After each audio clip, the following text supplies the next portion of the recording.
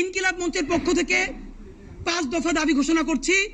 অতি দ্রুত ইন্টারিম সরকার কি ব্যাপারে ব্যবস্থা গ্রহণ করতে হবে। নাম্বার 1, যেই সমস্ত যাদের বিরুদ্ধে অভিযোগ করা হয়েছে আন্তর্জাতিক অপরাধ ট্রাইব্যুনাল থেকে, অনতি বিলম্বে তাদেরকে কোনো কালক্ষেপণ ছাড়া গ্রেপ্তার করতে হবে। নাম্বার 2, আপনাদের মাধ্যমে বলেছি, গুম কমিশন সরাসরি প্রতিবেদন দিয়েছে এই বাংলাদেশে গুম খুনের সাথে ইন্ডিয়ান এজেন্সি জড়িত। ভিকটিমরা নিজে বলেছে অতি দ্রুত বাংলাদেশ সরকারকে ইন্ডিয়ার বিরুদ্ধে আন্তর্জাতিক আদালতে মামলা করতে হবে। 3, পিলখানা গুম কমিশন এবং যে আন্তর্জাতিক অপরাধ আদালতে যেসব প্রসিকিউশনের যারা সদস্য রয়েছেন, আমরা মনে করি তারা অত্যন্ত জীবনের ঝুঁকিতে রয়েছেন। গুম কমিশনের নাবিলা ইদ্রিস আপা, আপনি ভাবেন একজন নারী কত পুরুষের চেয়েও সাহসী হয়ে উঠতে পারে। এই গুম কমিশনের সদস্যরা, পিলখানা কমিশনের সদস্যরা প্রত্যেকে জীবনের ঝুঁকিতে রয়েছেন।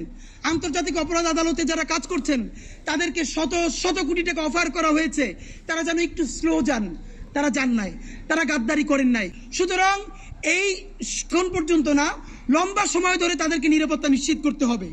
নাম্বার 4, আপনারা জানি আগামী 30 নভেম্বরের মধ্যে পিলখানা কমিশন তাদের রিপোর্ট প্রকাশ করবে। আপনাদের মাধ্যমে আমরা সুস্পষ্টভাবে জানাতে চাই, পিলখানা কমিশন আমরা যতদূর জানি জেলখানায় যেই সব আসামিরা রয়েছেন, যারা ভিকটিম রয়েছেন, যেই সব সৈনিক যাদের অনেকদিন জেল হয়েছে, তাদের সাথেও ঘন্টার পরে ঘন্টা জবানবন্দি নিয়েছেন। এই যেই সব সৈনিকরা এই হত্যাকাণ্ড চোখের সামনে দেখেছেন, তারা পিলখানা কমিশনকে কি বলেছেন, এই প্রত্যেকটা বক্তব্য সহকারে পিলখানা কমিশনের পুরো বক্তব্য কোনো ধরনের কাটছাট ছাড়া জাতির সামনে প্রকাশ করতে হবে। এবং যদি সেটা প্রকাশ করতে গিয়ে আর্মি হোক, ডিজিএফআই হোক, এনএসআই হোক, যার নাম সামনে আসুক, যদি কোনোভাবে সেটাকে ব্যাহত করা হয়, তাহলে আমরা কিন্তু খুব খারাপভাবে হলেও, জীবনের ঝুঁকি নিয়ে হলেও আমরা কিন্তু রাজপথে দাঁড়াবো।